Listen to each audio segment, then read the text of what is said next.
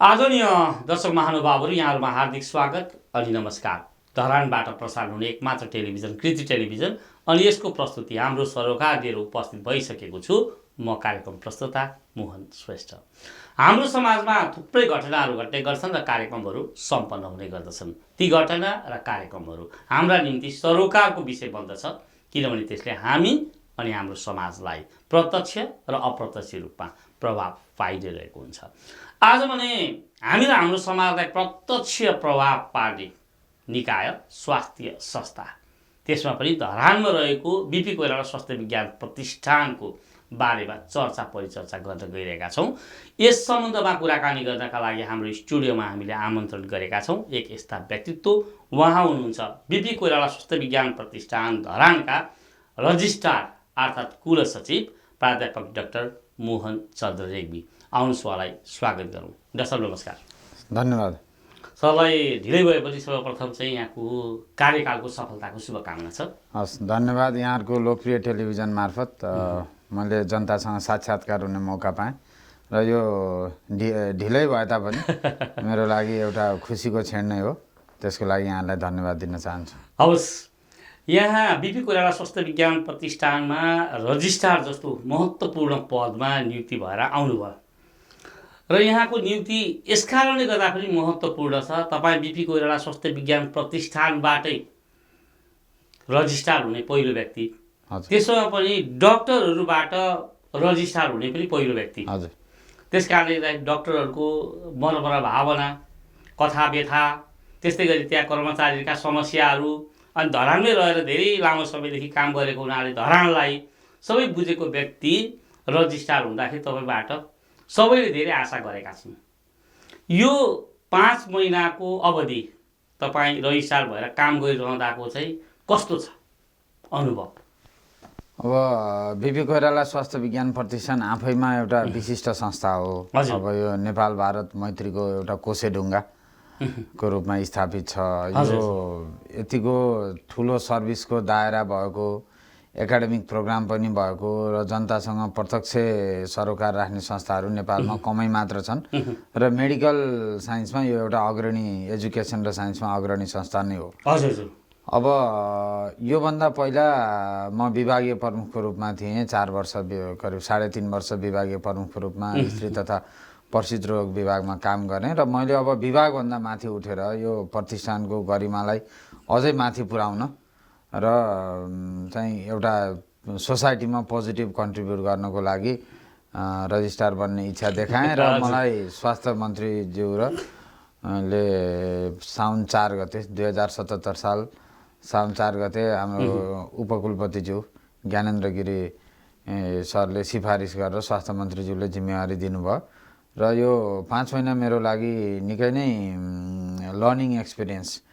मैले अब धेरै कुराहरू त मलाई पहिल्यै जानकारी थियो, नि प्रतिष्ठानलाई निकै गहिरोसँग बुझ्ने र त्यहाँका सबै पक्षहरूसँग साक्षात्कार हुने मौका पाएको छु र म केमा कन्भिन्स छु भने यो एकदमै सम्भावना बोकेको संस्था हो र यसलाई रुल अफ ल, यसलाई नियमपूर्वक र नियम कानुन अन्तर्गत चलाउन सक्यो भने यसलाई धेरै अगाडि लान सकिन्छ भन्ने कुरामा यो 5 महिनामा म विश्वस्त भएको छु।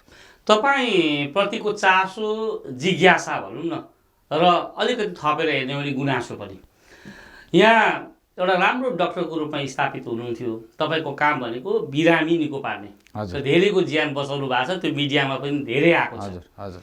अनि प्राध्यापक भएको हुनाले पढाउने पनि, हजुर, डाक्टर पढाउने पनि व्यक्ति। हजुर।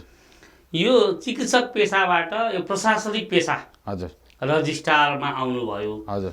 यसरी आउँदाखेरि त्यो पदलाई कतिको न्याय गर्नुहुन्छ होला भन्ने धेरैको चाहिँ जिज्ञासा छ। हजुर, हजुर। 5 वर्षको अनुभव पनि भइरहेको छ।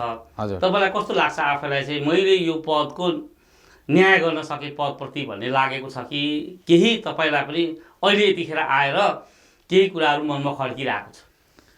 मनमा खड्केको मलाई छैन, किनभने म सधैँ चुनौती लिएर नै चुनौतीलाई फेस गर्ने मान्छे हो र मैले एउटा अर्को खुड्किलो किन नसकिने। अब एउटा चिकित्सकीय धर्म के हुन्छ भने हामीले कुनै समस्याहरू देख्यौँ भने त्यसलाई तत्कालै निराकरण गर्ने हाम्रो एउटा त्यही स्कुलिङमा हामी हुर्केको हुन्छौँ। भने अब विभाग र बिरामीका समस्या समाधान गर्यो भने किन यो वाइ नट यो इन्स्टिच्युटलाई नै अझ बृहत्तर उसमा यसका समस्याहरू समाधान गरेर एउटा लिडरसिप र एउटा भविष्यको लागि एउटा आधार बनाउने हिसाबले अगाडि बढाउँ भनेर मैले आफ्नो चाहनाले नै यसमा आकाङ्क्षा गरेको हो।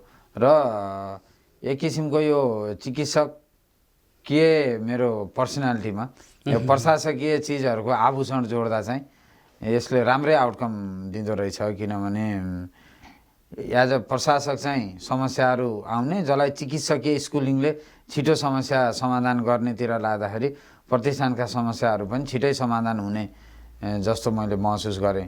र पछाडि फर्केर हेर्दाखेरि मैले आफूलाई जस्टिस गरेँ इन्जस्टिस गरेँ भन्दा पनि जुन जिम्मेवारी मलाई दिएको छ त्यो जिम्मेवारीमा खरो उत्रिन्छु भन्ने मसँग आत्मविश्वास छ र त्यो अझै बलियो भएको छ। हजुर, मैले प्रशंसा गरेको होइन, डाक्टर मोहन चन्द्र रेग्मी अथवा मोहन भन्ने बित्तिकै तपाईँ बिरामीहरूको प्रिय डाक्टर हो, एकदमै सक्रिय डाक्टर, जतिखेर जहिले पनि एभाइलेबल हुने। र अघि यहाँले भन्नुभयो समस्या देखेपछि त्यसलाई आफैले समाधान गर्ने, बिरामीलाई पनि फलोअप गर्ने त्यस्तो डाक्टर अहिले पनि खोजिरहन्छन्। तर हिजोको जति तपाईँले समय पनि दिन सक्नुहुन्न, पाउनुहुन्न, अनि ती बिरामीहरूप्रति पो अन्याय भयो कि भन्ने कुराहरू पनि छ। त्यो जायज गुनासो हो। र यो बिचमा अब मेरो नियुक्ति नि भयो, सुरुका 4-5 महिना मैले अलिकति बढी समय अफिसमा नि दिएँ र यो कोभिडको इस्यु पनि थियो। यो कोभिडको इस्युले गर्दा नि हामी सबै चिकित्सकहरू रोटेसनमा ड्युटी गर्ने र बिरामीसँग पहिला जस्तो नजिकिएर काम गर्ने हामी कसैले पनि गरेका छैनौँ। र अब मैले फेरि आफ्नो चिकित्सकीय पेसालाई समय दिन थालिसकेको छु र दुईटैलाई ब्यालेन्स गरेर र मैले त्यो गाह्रो डिफिकल्ट सर्जरीहरू जुन पहिला गर्थेँ त्यो अपरेसनहरू यथावत शल्यक्रियाहरू गरि नै राखेको छु र बिरामीलाई पनि मैले ओपिडीमा हप्तामा 1 दिन समय मैले छुट्याएको छु र अरू बेला पनि मैले बिरामीलाई समय दिइरहेको छु। किनभने त्यो चिकित्सकीय पेसा मेरो प्रारब्ध हो, त्यसबाट विमुख हुन मैले मिल्दैन। यो अरू जिम्मेवारी भनेको मैले पछि अक्वायर गरेको जिम्मेवारी हो र त्यो सबै ब्यालेन्स गरेर अगाडि बढ्न सक्छु भन्ने ममा आत्मविश्वास छ र मैले गर्छु। अब बिरामीले सायद कम्प्लेन गर्नु नपर्ला। हजुर, अब हिजोको दिनमा वास्तवमा बिरामी जाँच्ने डाक्टर पढाउने मात्रै नभएर विभिन्न किसिमको अध्ययन अनुसन्धानमा राष्ट्रिय अन्तर्राष्ट्रिय गोष्ठी भेलाहरूमा जाने, इनपुटहरू दिने नेपालको तर्फबाट त्यो कामहरू पनि यहाँले अत्यन्तै सक्रियतापूर्वक गरिरहनु भएको थियो। विभिन्न किसिमको लेख रचनाहरू पनि हामीले पढ्न पाउँथ्यौँ। यो फिस्टुला फ्री नेपाल भनेर चाहिँ संस्थापक अध्यक्ष भएर नेपालभरि नै अभियान सञ्चालन गरिराख्नु भएको, त्यसबाट लाखौँ हजारौँ महिलाहरूले चाहिँ सुविधाहरू प्राप्त गरिसकेको। अहिले यो पदमा आइसके पछाडि वास्तवमा प्रशासन भन्ने कुरा गाह्रो नै हुन्छ। जतिसुकै समय दिन्छु भन्ने बित्तिकै त्यसले त के गर्छ भन्दाखेरि टेन्सनमै राखिराख्छ। अनि यस्तो पदमा हिजोको दिनहरूमा हेर्नु भएको छ, तपाईँले सबै रहिसाहरूलाई पनि नजिकबाट हेर्नु भएको छ, त्यो पदको जिम्मेवारी पनि थाहा छ। यति हुँदाहुँदै पनि त्यो अत्यन्तै कस्तो भने परोपकारको पेसा भनौँ न, यो देवता समान जान्ने पेसालाई छोडेर त्यो प्रशासनिक पदमा जानुभयो। त्यस पछाडि चाहिँ त्यस्तो के ठुलो लाभ, के त्यस्तो ठुलो आकर्षण तपाईँले देख्नु? हजुर, आकर्षण अब मेरो पृष्ठभूमि भन्दामा सामान्य मध्यमवर्गीय परिवारमा हुर्केको नेपाली हुँ र सरकारी विद्यालयबाटै मैले एसएलसी पास गरेँ। आजसम्मसँग नै छात्रवृत्तिमै पढेर यहाँसम्म आएको छु।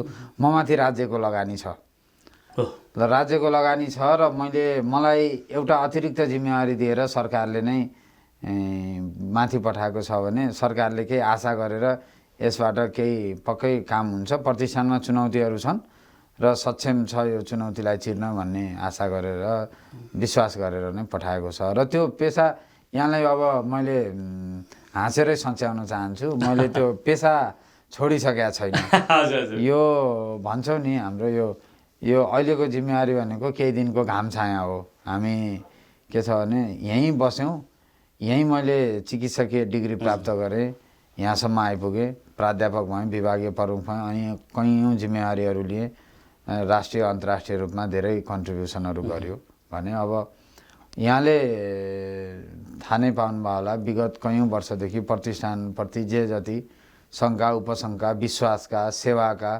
क्वालिटीका गुणस्तरका प्रश्नहरू उठिरहेका छन्, त्यसलाई एउटा पोजिटिभ वातावरण बनाएर सुधार गर्दाखेरि के छ भने विभाग र विभागबाट प्रदान गरिने सेवा को दायरा त्यसले समग्र प्रतिष्ठानको सुधार गर्दा यो भेग यो राष्ट्रलाई नै कन्ट्रिब्युट गर्ने भएको हुनाले त्यो जिम्मेवारी लिएर कन्ट्रिब्युट गर्न सकिन्छ भनेर नै यहाँ आएको हो। त्यही नै आकर्षण हो। हजुर, अब सरसँग यो कुरा गरिरहँदाखेरि सर एउटा चाहिँ एक्सपेरिमेन्ट जस्तो पनि बन्नु भएको छ। प्रशासनिक पदमा चिकित्सक आफै रहँदाखेरि त्यहाँको व्यवस्थापन चुस्त दुरुस्त रहने रहेछ कि रहेन रहेछ भन्ने कुराहरू आउँछ। यदि तपाईँ खरो उत्रिनुभयो भने भोलिका दिनहरूमा पनि चिकित्सकहरू नै प्रशासक भएर रहिसार भएर काम गर्न सक्ने नीति पनि निर्माण होला, अथवा त्यो ढङ्गबाट लिएर जाला। अब यहाँको काम हेर्न बाँकी छ, अहिले 5 महिना मात्रै भइरहेछ। तपाईँ आफैले यो 5 महिनाभित्र गरेका कामहरूलाई चाहिँ कसरी मूल्याङ्कन गरिराख्नु भएको छ? अब यो 27 वर्षको इतिहास बोकेको संस्था हो र मैले आइसकेपछि जुन रजिस्ट्रार बन्नुभन्दा पहिला मैले के स्टडी गरेको थिएँ भने हजुर हामीले अघि मैले कार्यक्रमको सुरुवातमा नि भने सबभन्दा पहिला ब्ल्याक एन्ड व्हाइट हामीले रुल अफ ल जे छ विधिवत कानुन ऐन नियमावली कार्यविधिलाई यदि ब्ल्याक एन्ड व्हाइटमा जस्टिफाई गर्न सक्यो र त्यो सिस्टमलाई त्यही अन्तर्गत परिचालन गर्न सक्यो भने प्रतिष्ठानको सुधार गर्न हामीलाई केही पनि गाह्रो छैन।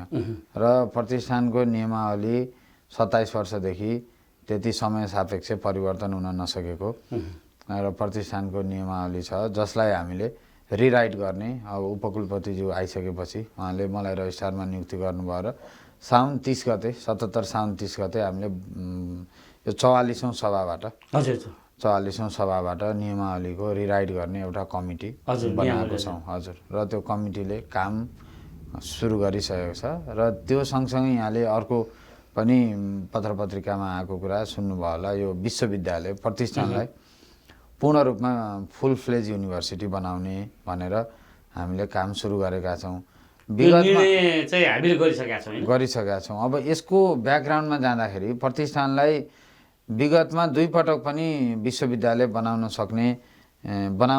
कोसिस गरिएको छ र कस्तो कोसिस गरिएको थियो भने अब सबै चिज हामीसँग छन्, हामीसँग मेडिकल फ्याकल्टी पूर्वाधार सबै कुरा राम्रो हुँदाहुँदै पनि वाइ नट युनिभर्सिटी भन्ने सोचले प्रस्ताव गरिएको। तर त्यो प्रस्ताव सभाले स्वीकृत गरे तापनि विभिन्न भूराजनीतिक समस्याहरूले गर्दा त्यो अगाडि बढ्न नसकेको। तर अब अहिले के छ भने प्रतिष्ठानले इच्छा गरेको र राज्यले पनि यहाँले हेर्नुभयो भने मेडिकल एजुकेसनलाई व्यवस्थित गर्ने एउटा चिकित्सा शिक्षा आयोग बनायो, चिकित्सा शिक्षा ऐन अन्तर्गत 2075 अन्तर्गत, र त्यसमा एउटा मेडिकल युनिभर्सिटीको राज्यले कल्पना गरेको छ।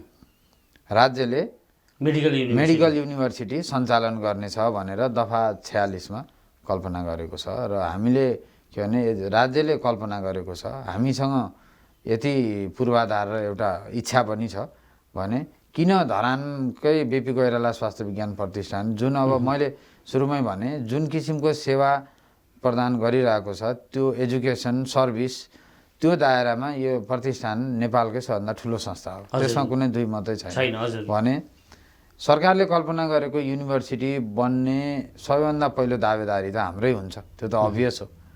र यो दुईटा उद्देश्यलाई मिलाउँ र हामी अगाडि बढौँ भन्ने हिसाबले हामीले यसमा होमवर्क गरिरहेका छौँ। र यसमा तपाईँहरूको लोकप्रिय कार्यक्रम मार्फत म के प्रश्न आउँछु भने यसमा जुन विभिन्न शङ्का उपशङ्का अब यो युनिभर्सिटी बनाउँदै चाहिँ अब सम्बन्धन दिनको लागि बनाइएको हो, यो चाहिँ यसमा कमिसनको खेल छ, यसमा प्राइभेट मेडिकल कलेजको उहरू छ, स्टेकहरू छ भन्ने कुराहरू जुन आएका छन् त्यसमा एक रति पनि सत्यता छैन।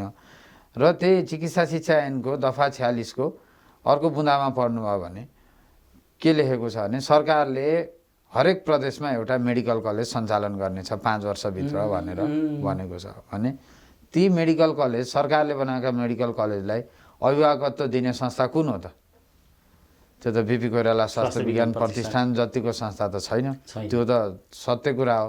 र त्यस्तै तिनीहरूलाई लिडरसिप गार्जियनसिप दिने हिसाबले हामीले प्रतिष्ठानलाई अझै स्कोप बढाएर लग्यौँ भने यसले डेफिनेटली सबै यसका सेवाका आयामहरू थपिन्छन्, एजुकेसनका स्कोपहरू बढ्छन्, यहाँ यसको रेकग्निसन बढ्छ र धरानवासी र प्रदेश नम्बर 1 को लागि त झन् गौरवको विषय भयो भने नेपालको एकमात्र केन्द्रीय मेडिकल युनिभर्सिटी चाहिँ BPKHS नै भनेपछि बीपी कोइराला स्वास्थ्य विज्ञान प्रतिष्ठानलाई फुल फेजको युनिभर्सिटी बनाइयो भने सम्बन्धित दिने संस्थाको रूपमा मात्रै होइन नेपालको प्रदेश स्तरीय अस्पतालहरूलाई हेर्ने नियन्त्रण गर्ने पनि यसैले गर्छ भन्ने यहाँको परिकल्पना हो। र हामीले के छ भने अब हरेक प्रदेशमा जुन किसिमका स्वास्थ्य विज्ञान प्रतिष्ठानहरू खुलेका छन् तिनका सस्टेनेबिलिटीका कुरा छन्, हेर्नुभयो होला।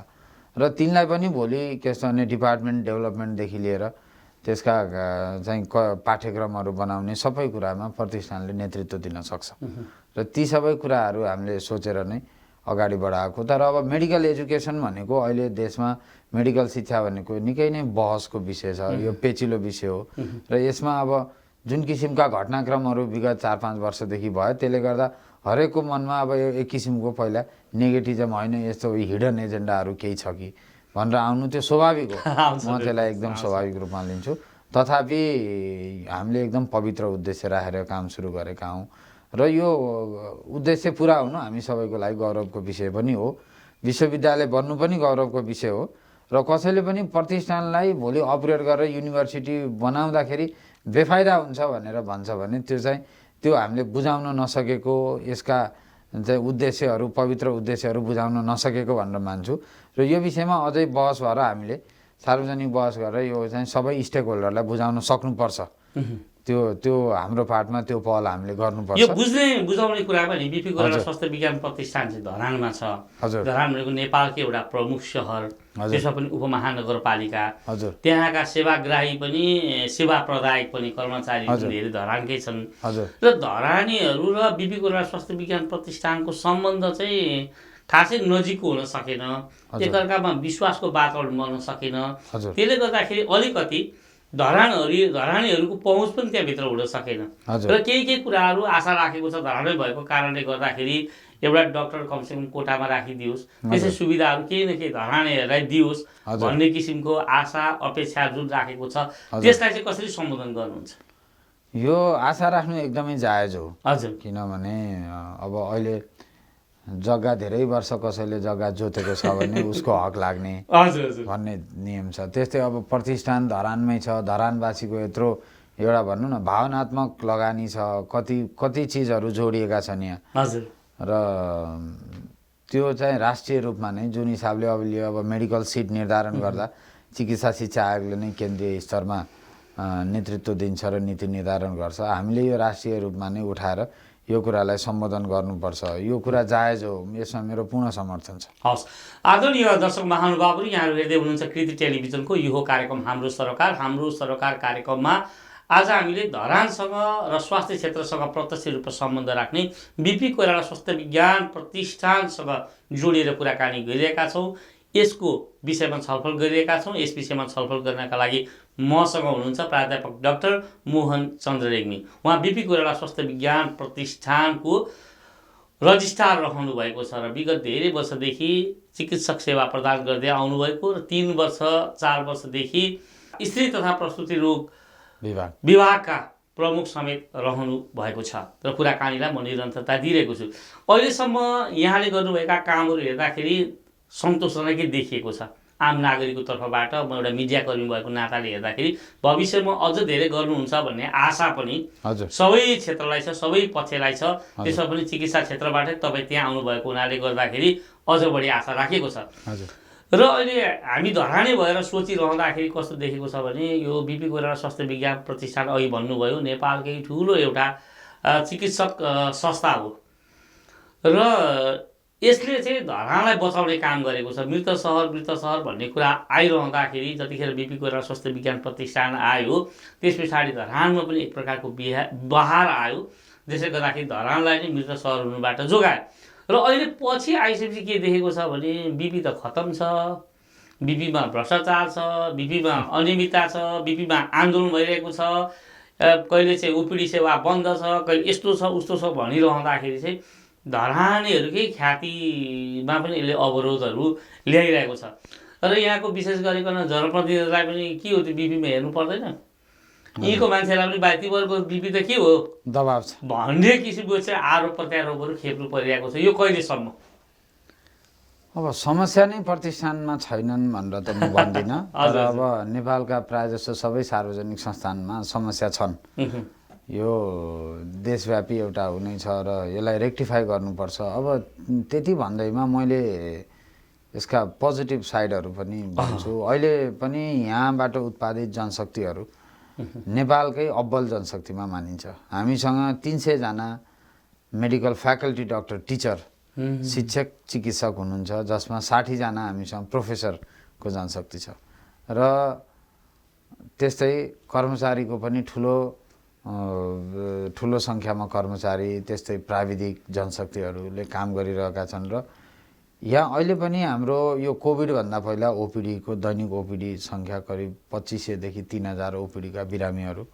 यो भनेको प्रतिष्ठानमा पाइने सेवा, यहाँको डाक्टरहरूको चाहिँ एउटा प्रसिद्धि र ख्याति र यहाँ राम्रो उपचार हुन्छ भनेर विभिन्न यो जुन प्राइभेट उसमा भएको यो जुन रेफरल र उसको सिन्डिकेटबाट चाहिँ बचेर आएका बिरामीहरू भनेको केवल ट्रस्ट, विश्वास, प्रतिष्ठानमा राम्रो उपचार हुन्छ भनेर आएर जतिसुकै दुःख पीडा खपेर पनि थुप्रो बेर लाइनमा उभिएर ओपिडीको टिकट काट्नेदेखि हुन्छ कि अब ल्याबमा पनि अब हाम्रो त पुरानो संरचना अपग्रेड गर्न सकेका छैनौँ।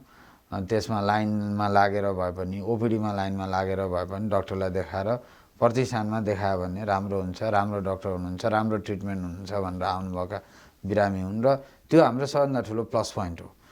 यहाँका अब यहाँ जुन किसिमको MBBS स्टुडेन्टहरू अब एन्ट्रान्स हुँदा पनि सबभन्दा बेस्ट स्टुडेन्ट हाम्रोमा आउनुहुन्छ। हामीले कहिले पनि कमजोर विद्यार्थीलाई पढाएको मलाई अनुभव छैन। सबै मेधावी विद्यार्थीहरू हामीसँग हुनुहुन्छ, जुन फर्केर गएर कम्युनिटीमा के भने आजसम्म BPKHSमा पढेर आएको भनेपछि उसको मार्केटमा रेकग्निसन छ।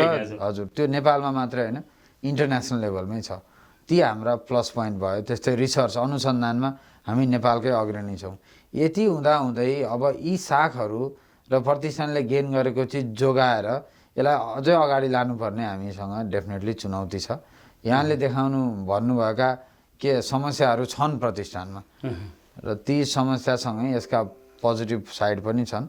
ती समस्याहरूलाई हामी एकडिका भएर अब अहिले हाम्रो नयाँ म्यानेजमेन्ट विगतमा धेरै महिना यो पदाधिकारीविहीन 4 जना पदाधिकारीहरू पुरा नभएको, एकैजनाले 3 जनाको जिम्मेवारी हेर्नुपर्ने त्यस्ता अवस्थाहरूबाट गुज्र्यो भने अब अहिले उपकुलपतिज्यू, शिक्षाध्यक्ष, अस्पताल निर्देशक, म लगायत कार्य समितिका मेम्बर सबै हाम्रो फुल फ्लेज डिसिजन मेकिङ बडी छ र रेगुलर डिसिजन मेकिङ बडीले छलफल गरेर निर्णयहरू लिएर एउटा बृहत्तर हितको एउटा नीति तर्जुमा गरेर अगाडि बढ्यौँ भने हामीलाई यो समस्या निराकरण गर्न गाह्रो छैन। असन्तुष्टिहरू छन्।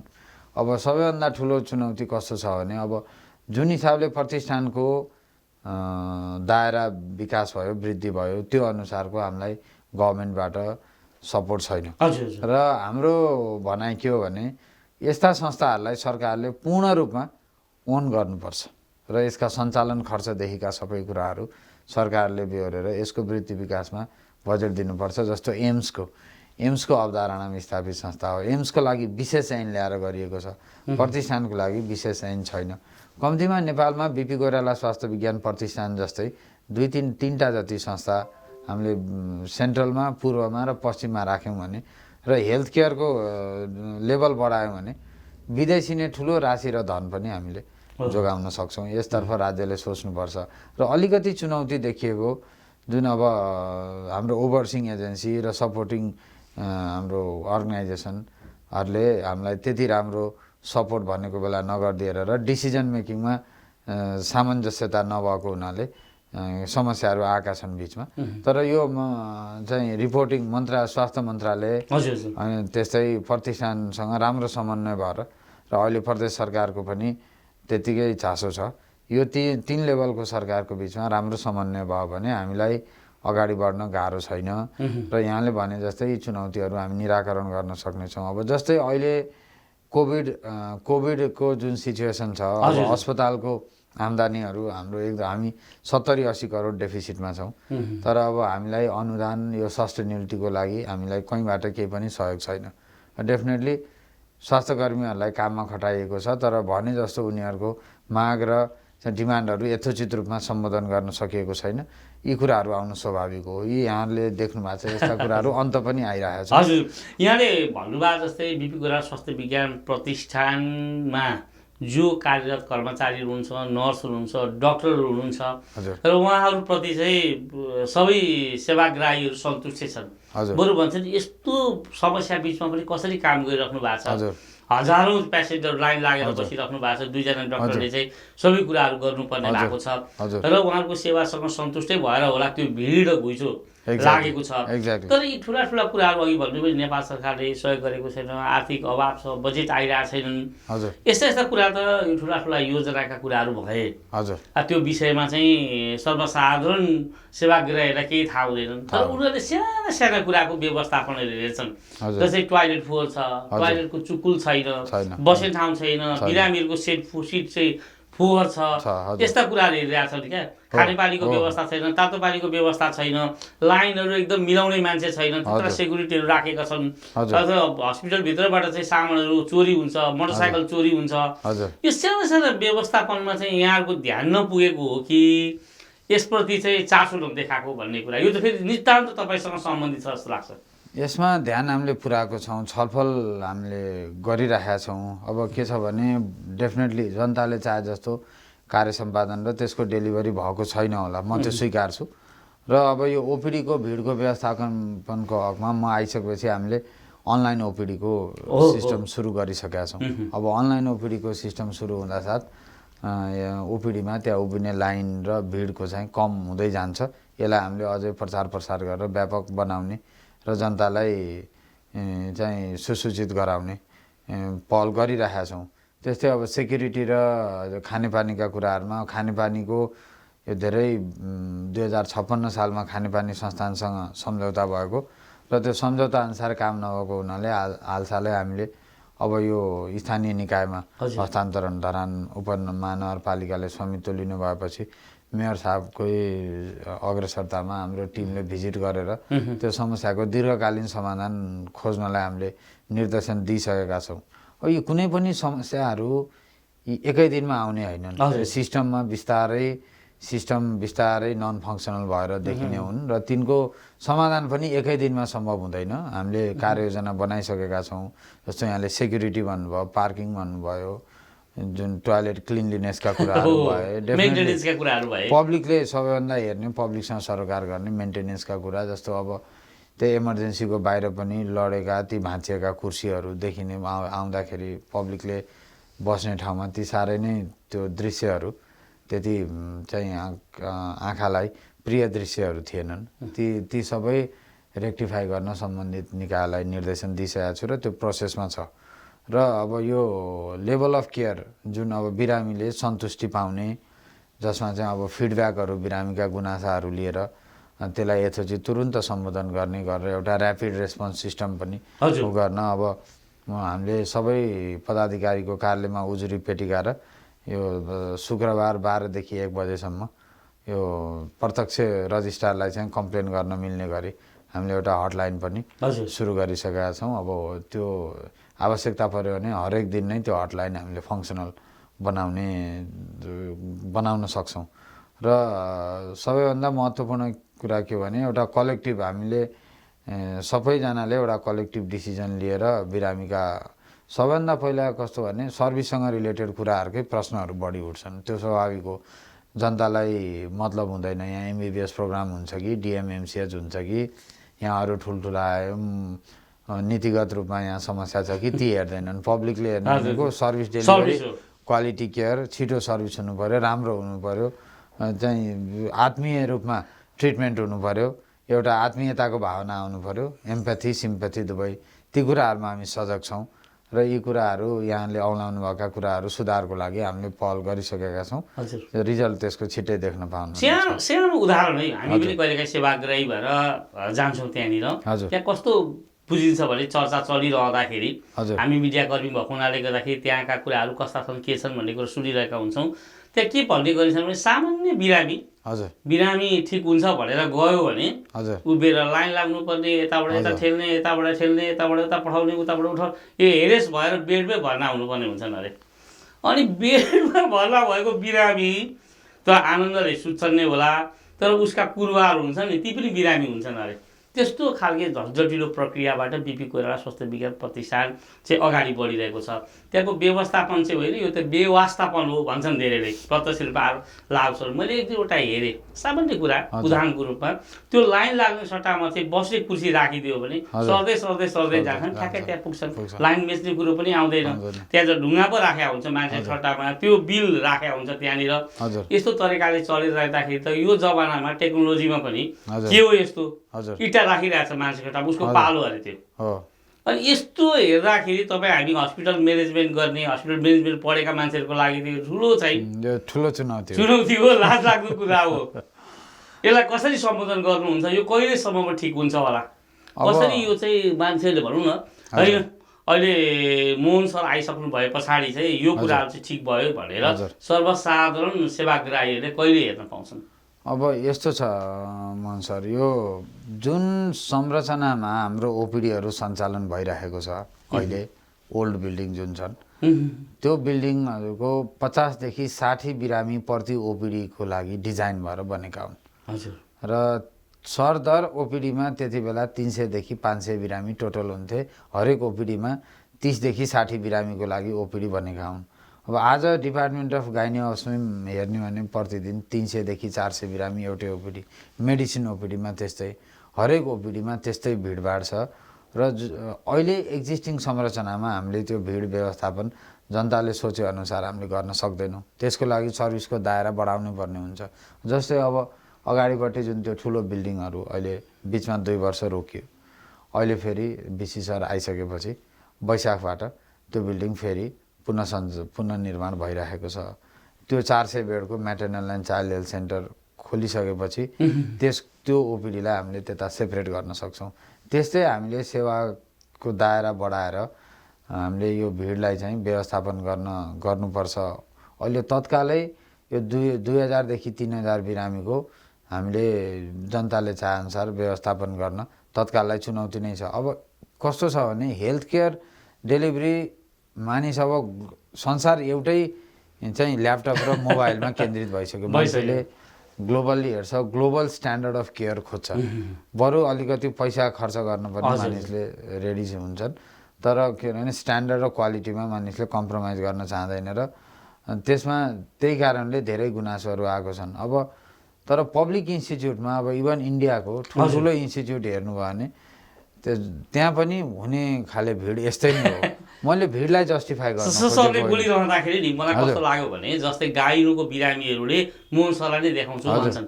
उहाँको विकल्प नहुन सक्छ, स्पेसिस्ट डक्टरको विकल्प हुँदैन, त्यहाँ भिड नै लाग्छन्। त्यहाँ धेरैवटा चाहिँ ख्यातिप्राप्त डक्टर हुन्छ, म उसैलाई देखाउँछु, बरु हप्ता दिन कुर्नु परोस्, महिना दिन कुर्नु परोस्, लाइन लाग्नु परोस् भन्ने हुन्छ। तर सामान्य त्यो रगत तान्ने ठाउँमा, रगत दिने ठाउँमा त्यो त एउटा मान्छे थपिदियो पुग्ने कुरा हो नि त। त्यो पैसा लिने ठाउँमा, यस्तो ठाउँमा पनि लाइन लागेर पहिला बट्टा लिनुपर्ने, त्यस पछाडि गएर फेरि त्यहाँनिर बिल काट्न जानुपर्ने, बिल काट्न गएर फेरि रगत दिनुपर्ने, फेरि त्यो रिपोर्ट दिने बेलामा पनि बिहान हेर्नु हो भने म त अस्ति गएको थिएँ, त्यहाँ कोभिडका कुराहरू हामीले गरिरहेका छौँ, सोसियल डिस्टेन्सका कुराहरू गरिरहेका छौँ, मास्कको कुरा गरिरहेका हुन्छन्।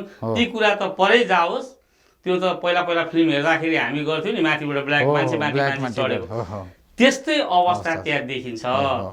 त्यसका बारेमा चाहिँ यहाँले केही सोच्नै पर्छ जस्तो लाग्छ। हामी छलफल यो अब अस्पताल निर्देशकज्यू हामी सबै बसेर एउटा टिमले डिसिजन गरेको छौँ।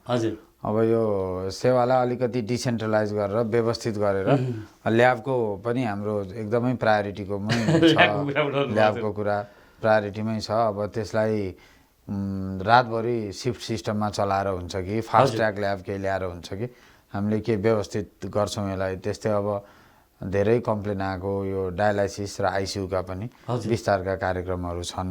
हामीले डायलाइसिस मेसिन हाम्रो आइसकेको छ। अब त्यो नयाँ डायलाइसिस विङ बनिसकेको छ। अब हामीले त्यहाँ डायलाइसिसका बेड थप्दैछौँ, मसिन र बेड थपिँदैछ। त्यस्तै आइसियु पनि अब यही कोभिडको बेलामा हामीले यो इन्टेन्सिभ केयरमा अलिकति अस्पतालले इन्भेस्ट पनि गरेको छ र त्यो गर्दा हामीले कम्तीमा 8 देखि 10 वटा आइसियु बेड छिटै नै थप्ने राम्रो कुरा त्यो पनि योजना छ। अब त्यसले गर्दा पब्लिकलाई डाइरेक्टली सरोकार भएको धरानवासीको के छ भने त्यहाँ जाँदा सर्भिस राम्रो होस्, आइसियु भनेको बेला पाइयोस्, यहाँबाट बाहिर धरानमै आफ्नै आँगनमा उपचार होस्, बाहिर जान नपरोस्, र अन्तबाट रेफर भएर आउने गम्भीर बिरामीहरूले पनि भने जस्तो सेवा यहाँ होस्। अब यहाँ आइसकेपछि अब इन्टेन्सिभ केयरको सुविधा नभएर चाहिँ बाहिर जानुपर्ने भने निकै विडम्बनायुक्त कुरा हो। र मलाई के आशा छ भने त्यो 400 बेडको सेन्टर उता थपिएपछि हामीसँग ठुलो पूर्वाधारको विकास हुन्छ, किनभने 400 बेड भनेको अहिलेको संरचनाको आधा संरचना हो। अहिले हामीसँग करिब 800 बेडको अस्पताल छ, 400 थपियो भने 50% एक्सपान्सन हुन्छ र यो भिडलाई हामीले व्यवस्थापन गरेर, जस्तै अब फार्मेसीको कुरा भयो, अगाडि फार्मेसी बिल्डिङ बन्दैछ, हामीले त्यसलाई व्यवस्थित गर्न सक्छौँ र यी सबै कुराहरूलाई एकत्रित रूपमा एउटा नियन्त्रण र सुपरिवेक्षण गर्ने सिस्टम हाम्रो इन्फर्मेसन टेक्नोलोजी आइटी चाहिँ हाम्रो समय सापेक्ष अलि हुन नसकेको गुनासो छ र त्यो आइटीको पनि यो सब अहिले प्रविधियुक्त सबै सेवालाई प्रविधिसँग जोडेर हामीले एक्जिक्युट गर्नुपर्ने हुन्छ र अब भविष्यमा 20 वर्षको लागि चाहिँ प्रतिष्ठानलाई राम्रो आइटी सिस्टम होस् भनेर त्यो विषयमा पनि हामीले हाम्रो निड एसेसमेन्ट गरिराखेको छौँ। म आइसकेपछि यो भिसी सरको पनि प्रायोरिटीको नै उहाँले प्राथमिकतामा राख्नु भएको छ, निर्देशन दिइसक्नु भएको छ, हामीले काम अगाडि बढाइसकेका छौँ र मलाई के आशा छ भने यो बिस्तारै हामीले सिस्टममा स्लोली सुधार गर्दै गयौँ र यो फेसिलिटीहरू एक्सपान्ड भए भने र अलिकति हाम्रो काम गर्ने स्टाइल पब्लिक फ्रेन्डली, अब जनतासँग अलिकति जुन हिसाबले एक्सपेक्टेसन राखेर आउँछन्, हाम्रो चिकित्सकीय जुन हुन्छ बिरामीलाई चाहिँ राम्रोसँग उहाँहरूको भावना बुझेर केयर गर्नुपर्ने, ती कुराहरूमा ध्यान दिएर गऱ्यौँ भने गुनासाहरू सम्बोधन हुन सक्छौँ र अब यहाँले उठाउनु भएका चिजहरू एकदमै जायज र सान्दर्भिक छन्।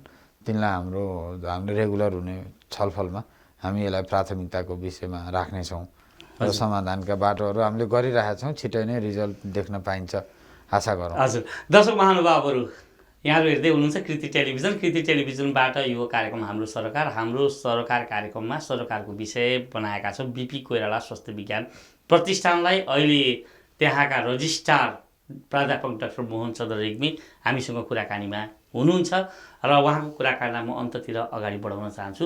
वास्तवमा बिपी कोइराला स्वास्थ्य विज्ञान प्रतिष्ठानमा धेरै लामो समयदेखि करिब 17 वर्षदेखि नै तपाईँ त्यहाँ हुनुहुन्छ।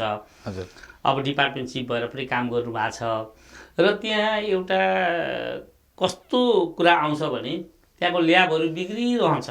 हजुर, कमिसनको चक्कर छ भन्छ, कहिलेकाहीँ औषधि के हुन्छन्। यी विकृति विसङ्गतिप्रति म धेरै जाँदिनँ, तर पनि सुरुमा हजुर जस्तै कर्मठ योग्य अब म यसलाई सुधार गर्छु भनेर आउँछ र सुधार गरेर आउँदाखेरि राम्रा मान्छेलाई त्यतिकै ठुलो चुनौती छ भनेर भन्छन्।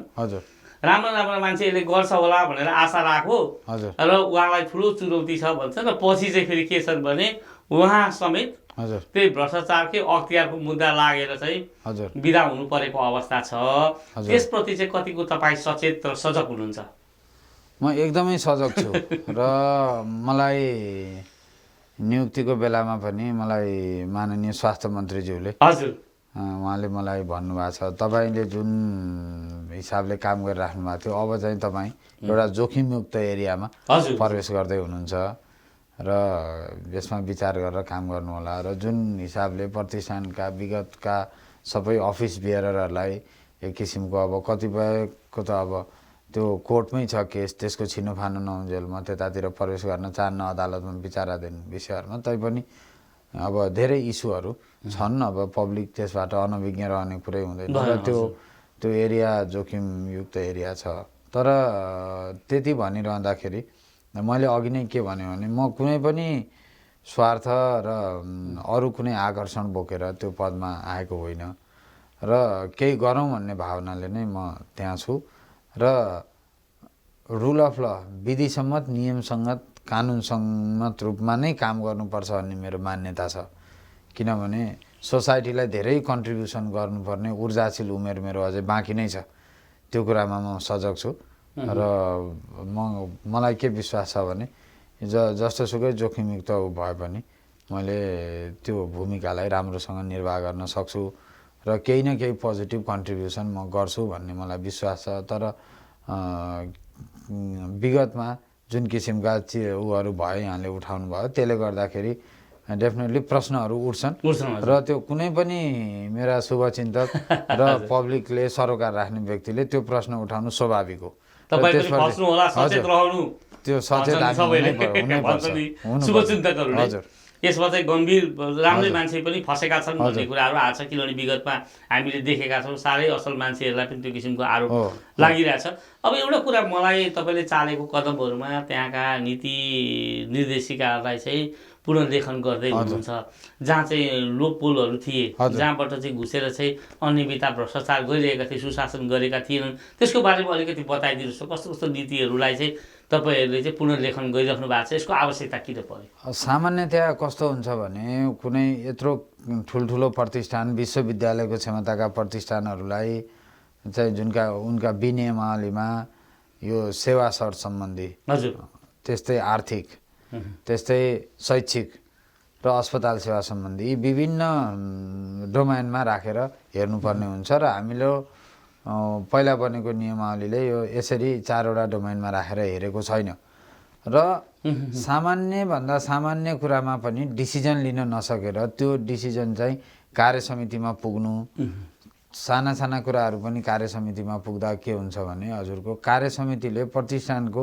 बृहत्तर हित र पोलिसी लेभलमा छलफल गर्नुपर्नेमा सामान्य कुरा दैनिक उठ्ने विषयलाई चाहिँ निराकरण गर्न पदाधिकारी उपकुलपतिको लेभलमा पुग्नुपर्ने अवस्था भएको हुनाले र सम्पूर्ण चिज केन्द्रीकृत देखिएर यसो मेन डिसिजन मेकिङ समय चाहिँ अरूमा खर्च हुने भयो हुनाले यो धेरै चिजलाई विकेन्द्रित गरेर शाखा महाशाखा र अफिस लेभलमै अफिसरको लेभलमै सल्भ गर्ने, ताकि जुन पदाधिकारी बोर्ड लेभलका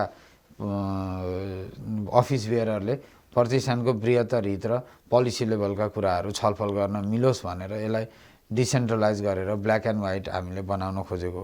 अब आर्थिक नियमावलीको हकमा सरकारले सार्वजनिक खरिद ऐन र नियमावली 2063 र 64 र त्यसमा कैयौँ संशोधन गरेर ल्याइसकेको हुनाले हरेक प्रतिष्ठानले आफ्नो आर्थिक नियमावलीलाई त्योसँग ट्याली हुने गरी पुनर्लेखन गर्न अत्यावश्यकै भइसकेको छ, किनभने त्योभन्दा यताउता हामी जानै मिल्दैन।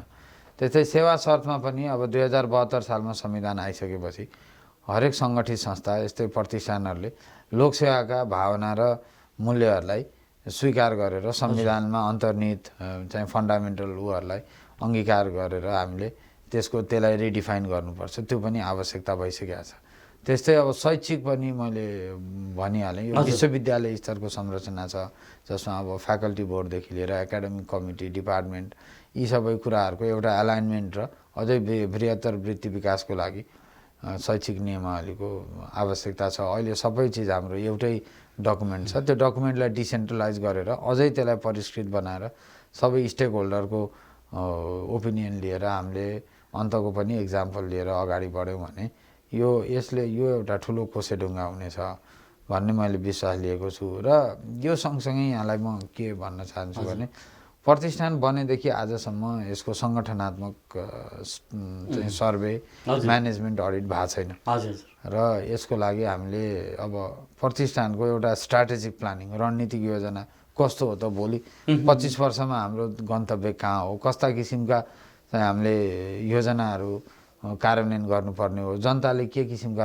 कस्ता रूपान्तरण हेर्न चाहेका छन् र यो यहाँ काम गर्ने कर्मचारीहरूको TOR कस्तो हो, उसको जब डेस्क्रिप्सन के हो, कति कर्मचारीहरू चाहिने, त्यो ONM सर्वे र म्यानेजमेन्ट अडिट चाहिँ अहिलेसम्म नभएको हुनाले त्यसको पनि हामीले प्रयास सुरु गरिसकेका छौँ, जसमा हामीले नेपाल एडमिनिस्ट्रेटिभ स्टाफ कलेजलाई सरकारी एजेन्सीलाई नै हामी उहाँहरूसँग अन्तर्क्रियामै छौँ र उहाँहरूले यसमा पोजिटिभ देखाइराख्नु भएको छ। अब यसको मेरो उद्देश्य के मात्रै हुनेछ भने योलाई रिस्ट्रक्चर गरेर राम्रोसँग यसको प्रशासकीय एडमिनिस्ट्रेटिभ अनि त्यसपछि यसको सङ्गठनात्मक स्ट्रक्चरलाई चाहिँ रिफर्म गरेर अगाडि बढ्न सक्यो भने र एउटा रणनीतिक योजनाले हामीलाई गाइड गर्यो भने हामी धेरै अगाडि बढ्न सक्छौँ। किनभने हाम्रा प्लस पोइन्टहरू, एसेट्सहरू धेरै छन्, तिनलाई साथमा लिँदै यो पद्धतिलाई हामीले सुधार गर्न सक्यौँ भने हामी अगाडि बढ्न सक्छौँ, यसमा कुनै डाउट नै छैन। र यी कार्ययोजनाहरू हामीले अगाडि बढाइसकेका छौँ। यो एमसिएच बिल्डिङहरू अहिले निर्माण भइरहेको छ होइन, ट्रमा सेन्टर पनि अब बन्ने कुराहरू आइरहेको छ। यी प्रगतिको बारेमा पनि हाम्रा दर्शकहरूलाई बताइदिनुहोस् न, के अब नयाँ सेवा सुविधा बिपी कोइराला स्वास्थ्य विज्ञान प्रतिष्ठानले सेवाग्राहीका लागि दिँदैछ?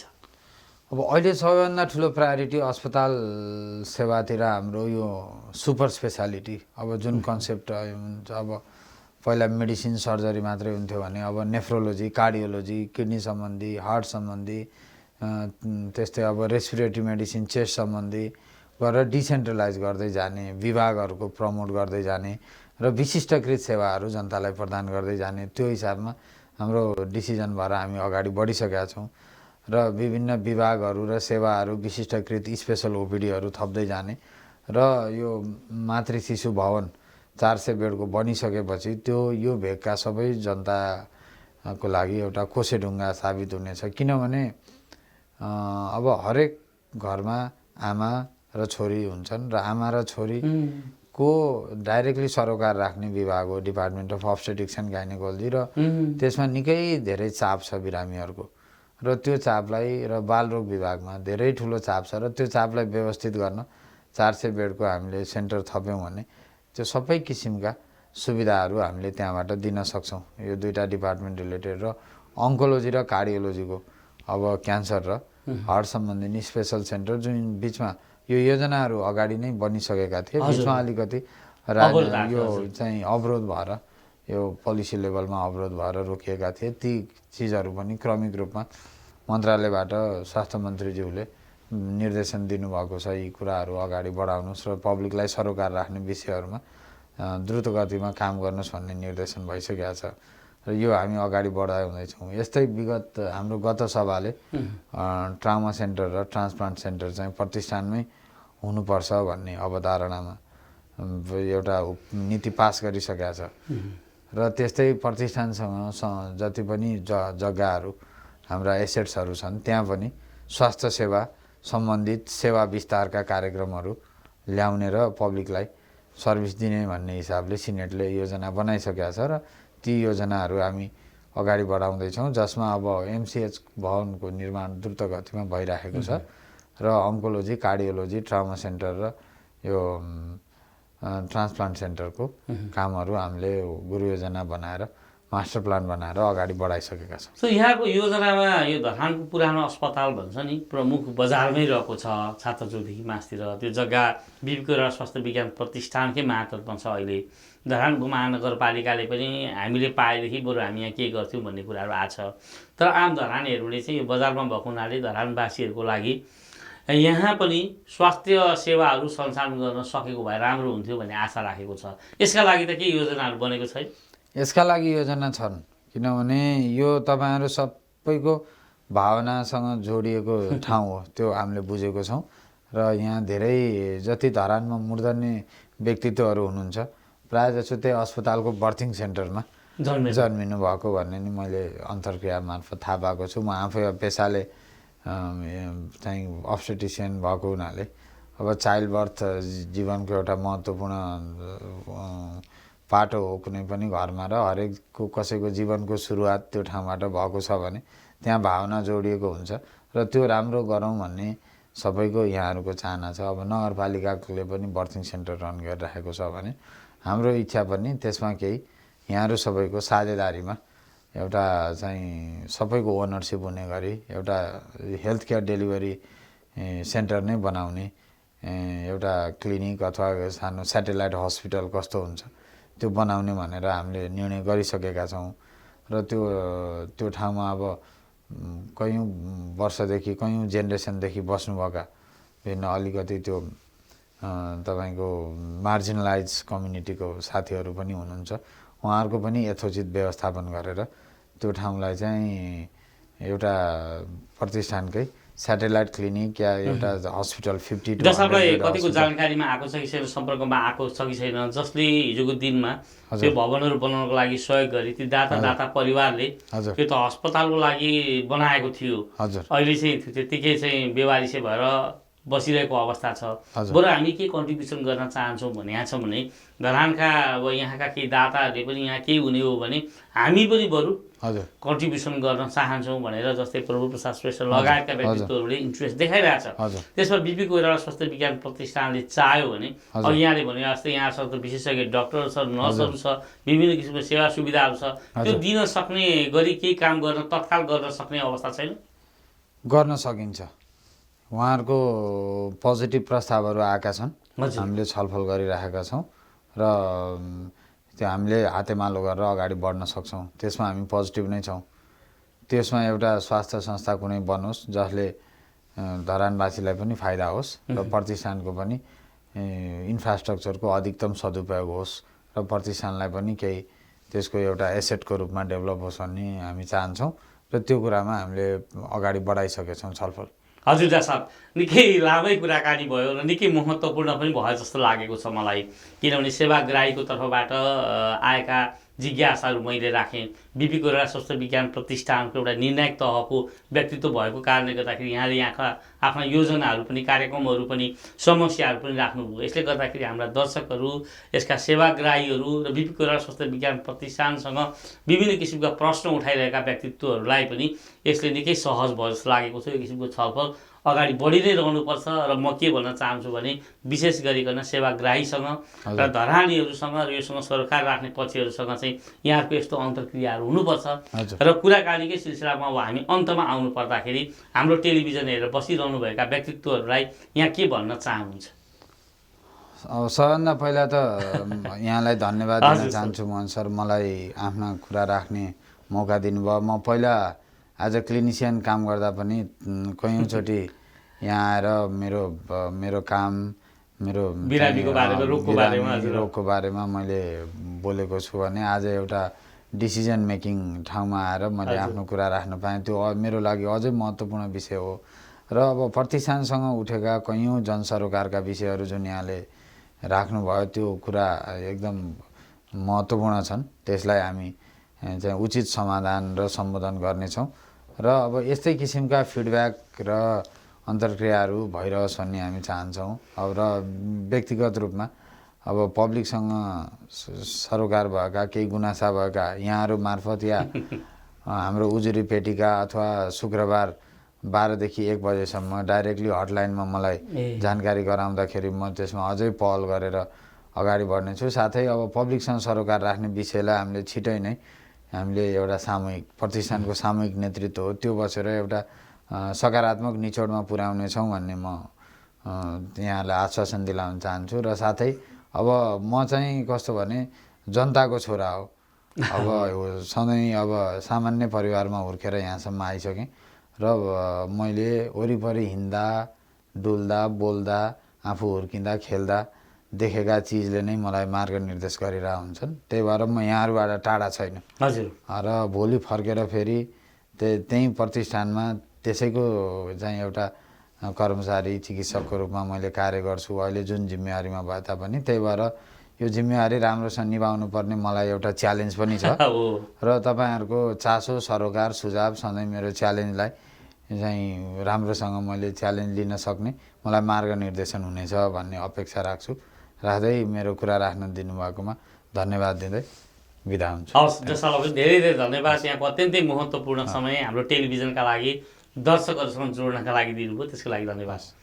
आदरणीय दर्शक महानुभावहरू, यहाँहरू हेर्दै हुनुहुन्छ कृति टेलिभिजनको यो कार्यक्रम हाम्रो सरकार कार्यक्रममा आज हामीले धरानमा रहेको स्वास्थ्य संस्था र डाक्टर बनाउने संस्था बिपी कोइराला स्वास्थ्य विज्ञान प्रतिष्ठानको बारेमा चर्चा गऱ्यौँ। यहाँभित्रका समस्याहरूका बारेमा, यहाँका योजनाहरूको बारेमा, त्यहाँ देखेका कमी कमजोरीहरूको बारेमा पनि चर्चा परिचर्चा गऱ्यौँ र आजको यो कुराकानीले सबै आम नागरिकहरूलाई र यो बिपी कोइराला स्वास्थ्य विज्ञान प्रतिष्ठानसँग प्रत्यक्ष अप्रत्यक्ष रूपमा सरोकार राख्ने व्यक्तिहरूलाई, सेवाग्राहीहरूलाई निकै कुराहरू जानकारी प्राप्त भयो होला र हामीले धेरै आशाका किरणहरू पनि देखेका छौँ। नयाँ नयाँ विषयहरू पनि यसमा थपिरहेको छ। बिपी कोइराला स्वास्थ्य विज्ञान प्रतिष्ठान चाहिँ साँच्चै नै धरानको गहनाको रूपमा रहेको छ र बिरामीहरूको लागि एक प्रकारको जीवनदान दिने एउटा मन्दिरको रूपमा पनि रहेको छ र त्यहाँका डाक्टरहरू, त्यहाँका नर्सहरू, त्यहाँका कर्मचारीहरू, त्यहाँका प्रोफेसरहरू, जसको कारणले गर्दाखेरि बिपी कोइराला स्वास्थ्य विज्ञान प्रतिष्ठानलाई यहाँसम्म ल्याएको छ र यसलाई अझ अगाडि बढाउनको निम्ति हामी सबैजनाको हातेमालो आवश्यकता छ। हामीले आलोचना गर्ने भन्दा पनि सुझाव दिनुपर्ने अवस्था छ र एक आपसमा जुन विभेद र फुटको अवस्थाहरू छ त्यसलाई एकमुठी बनाउन सकियो भने यसले अझ बढी सेवा र सुविधा हामीलाई दिन्छ र यसको उन्नति भनेको हाम्रो पनि उन्नति हो। यसको विकास भनेको हामीले प्राप्त गर्ने सेवा हो। यिनै कुराहरू राख्दै म आजको कार्यक्रमबाट फेरि भेट्ने बाचाका साथ बिदा चाहन्छु। हवस् त, नमस्कार।